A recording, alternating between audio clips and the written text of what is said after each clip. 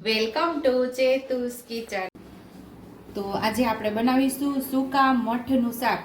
તો અહીંયા આપણે એક વાટકી મઠ લઈ અને રાત્રે પલાળી લીધા હતા અને મેં એકદમ સરસ ધોઈને પાણી કાઢી લીધું છે। તો મઠ મસ્ત એવા પલળી ગયા છે। તમે આવી રીતે આંગળીથી તો નખથી તોડો તો બે ભાગ થઈ જાય એવા મસ્ત મઠ આપણા પલળી ગયા છે।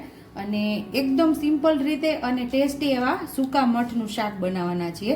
તો અહીં આપણે 10 થી 12 કળી લસણની લઈ અને પોડીને લસણવાળી ચટણી તૈયાર કરેલી છે। મીઠું બાકી રેગ્યુલર મસાલાથી બનાવશું, કોઈ ખડા મસાલાનો આપણે આમાં ઉપયોગ કરવાનો નથી।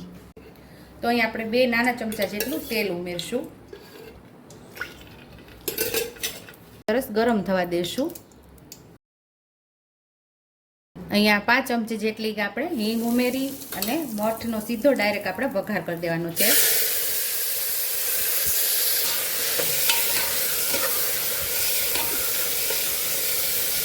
મઠનો વઘાર કર્યા પછી આપણે મસાલો ઉમેરી દઈશું, લસણવાળો તૈયાર કરેલો છે એ।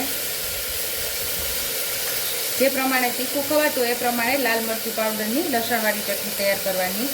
1 ચમચી જેટલું ધાણા જીરું પાવડર, અડધી ચમચી જેટલી હળદર, સ્વાદ મુજબ આપણે મીઠું ઉમેરશું।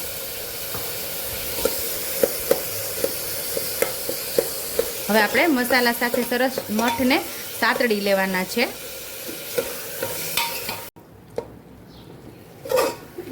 તો મસાલો જે બધો આપણે ઉમેરેલો એકદમ મસાલા સાથે આપણે મઠને સરસ સાતડી લેવાના છે। મસાલાથી એકદમ આપણા મઠ કોટ થઈ જવા જોઈએ ને મસાલો સરસ આપણા મઠની અંદર ભળી જાય તો આપણા સૂકા મઠનો શાકનો સ્વાદ બહુ મસ્ત એવો આવે। મસાલો સતળાઈ ગયો છે, તેલ પણ મસ્ત છૂટું પડવા લાગ્યું છે। તો હવે આપણે પાણી ઉમેરી દઈશું।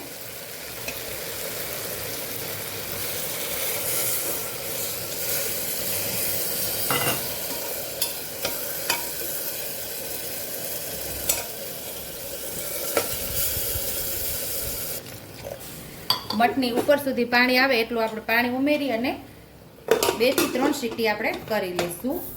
ટૂંકમાં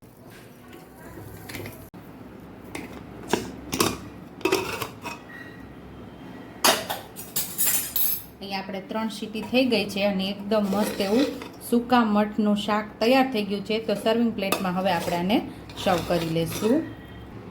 તો તૈયાર છે અહીંયા આપણું સૂકા મઠનું શાક। ઉપરથી લીલા ધાણાથી આપણે એને ગાર્નિશ કરી દઈશું।